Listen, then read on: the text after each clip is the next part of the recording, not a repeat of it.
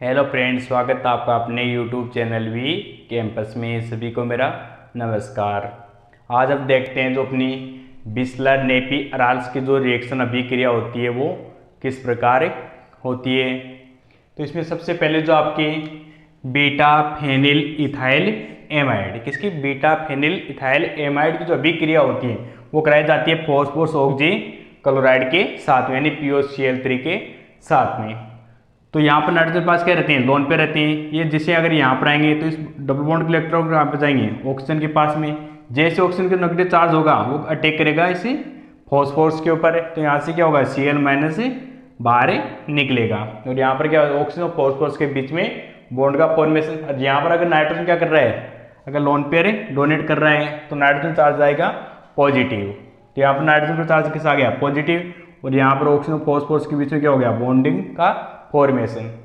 फिर ये आपकी जो इधर जो बेंजीन रिंग दिखाई दे रही है आपको, इसके जो डबल बॉन्ड के इलेक्ट्रॉन्स होते हैं ये अटैक करेंगे इस कार्बन पे, तो ये डबल बॉन्ड के इलेक्ट्रॉन वापस कौन खींचेगा, क्योंकि नाइट्रोजन चार्ज क्या रहा है पॉजिटिव, जो क्या होता है मोर इलेक्ट्रोनेगेटिव एटम है तो यह करेगा वापस इलेक्ट्रॉन ये अपनी ओर विड्रॉइंग करता है। और ये बेंजीन रिंग इस कार्बन के साथ क्या करती है, यहाँ पर बॉन्ड का फॉर्मेशन करती है और नाइट्रोजन का जो चार्ज है वापस क्या हो जाता है, बैलेंस हो जाता है। फिर नेक्स्ट स्टेप में क्या होता है, ये आपके नाइट्रोजन और हाइड्रोजन के जो बॉन्ड के इलेक्ट्रॉन्स होते हैं ये अगर यहाँ पर आएंगे तो जो आपकी कार्बन और जो ऑक्सीजन के बीच में जो बॉन्ड है ये यहाँ से क्या होगा, ब्रेक होगा और ऑक्सीजन में चार्ज आएगा नेगेटिव। जो यहाँ से जो प्रोटॉन रिमूव होता वो कौन ग्रहण करेगा, O नेगेटिव, और OH POCl2 के रूप में यहाँ से क्या होंगे, बाहर निकलेंगे। और यहाँ पर क्या हो जाता है इसका, इससे पहले क्या होता है इसका साइक्लाइजेशन हुआ था और हमारे पास में ये प्रोडक्ट क्या हो जाते हैं, यानी बाईसाइक्लो प्रोडक्ट क्या होता है हमारे पास में फॉर्मेशन हो जाता है। नेक्स्ट स्टेप में क्या होते हैं, यहाँ पर जो पॉजिटिव चार्ज आया था, क्योंकि अगर इस बॉन्ड के इलेक्ट्रॉन क्या हो रहे हैं, अगर यहाँ पर अटैक करें तो इस कार्बन पे क्या आएंगे, पॉजिटिव चार्ज। फिर नेक्स्ट स्टेप क्या करता है ये अपनी एरोमेटिसिटी, क्योंकि अगर पॉजिटिव चार्ज आएगा तो ये क्या होती है, इनकी जो आपकी एरोमेटिसिटी होती है वो क्या हो जाती है, थोड़ी डिक्रीज हो जाती है। तो ये वापस क्या करते हैं, एरोमेटिसिटी को ग्रहण करेगा। तो यहाँ से इस जो आपके हाइड्रोजन अटैच है इस बॉन्ड के, ये बॉन्ड के इलेक्ट्रॉन यहाँ पर जाएंगे और ये हाइड्रोजन प्रोटॉन के रूप में ऐसे क्या हो जाएगा, बाहर निकल जाएगा और ये अपनी क्या करेगा, एरोमेटिसिटी वापस से ग्रहण करेगा। और जो प्रोडक्ट जो बनेगा वो हमारे पास में डाईहाइड्रोआइसोक्विनोलिन का क्या होता है, फॉर्मेशन हो जाता है। फिर डाईहाइड्रोआइसोक्विनोलिन का क्या करते हैं, लेड कार्बन या सेलेनियम के प्रेजेंस में क्या कराया जाता है, इनका अगर ऑक्सीडेशन कराया जाता है तो यहाँ से क्या होता है, हाइड्रोजन के मॉलिक्यूल बाहर निकलेंगे और पास में जो फाइनल जो प्रोडक्ट बनता है वो बनता है आइसोक्विनोलिन। ये हमारी बिस्लर नेपी अराल्स की अभिक्रिया, यानी बीटा फेनिल इथाइलेमाइड की अभिक्रिया फॉस्फोक्सीक्लोराइड की। फिर क्या होता है इनका साइक्लाइजेशन होता है, OH HOPOCl2 यहाँ से बाहर निकलेगा, एरोमेटिसिटी वापस ग्रहण करता है। फिर इसका होता है ऑक्सीडेशन और फाइनल प्रोडक्ट हमारे पास में होता है आइसोक्विनोलिन। इसके बाद में देखते हैं जो अपनी बिस्मेट होसर जो रीअरेंजमेंट होता है वो किस प्रकार होता है।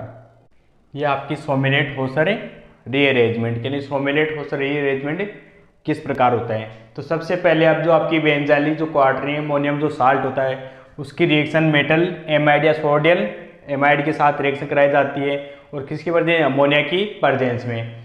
तो हमारे पास में जो प्रोडक्ट प्राप्त होता है वो होता है बेंजाइलिक टर्सरी एमीन का क्या होता है, हमारे पास में प्रोडक्ट का फॉर्मेशन होता है, यानी जो रीअरेंजमेंट होकर, यानी बेंजाइलिक क्वार्टरी अमोनियम साल्ट क्या होता है, रीअरेंजमेंट होकर किस में कन्वर्ट हो जाता है, बेंजाइलिक टर्सरी एमीन में। और अगर इसकी अगर मैकेनिज्म की अगर बात की जाए तो सबसे पहले जो आपकी बेंजाइल जो क्वार्टरी अमोनियम जो साल्ट है इसकी जो फर्स्ट स्टेप में सबसे पहले जो आपके यहाँ पर अक्स माइनस था, यानी साल्ट के अंदर अक्स माइनस अमोनिया के साथ रिएक्शन करता है। अक्स माइनस यहाँ पर क्या करेगा, बेस की तरह बिहेव करेगा और यहाँ से क्या करेगा, प्रोटॉन रिमूव करेगा तो HX के रूप में, और आपके NH2 माइनस क्या बनाएगा कि जो आपके क्या करेगा, यहाँ पर बेस की तरह आगे नेक्स्ट स्टेप में बिहेव करेगा, क्या बनाता है HX और NH2 माइनस।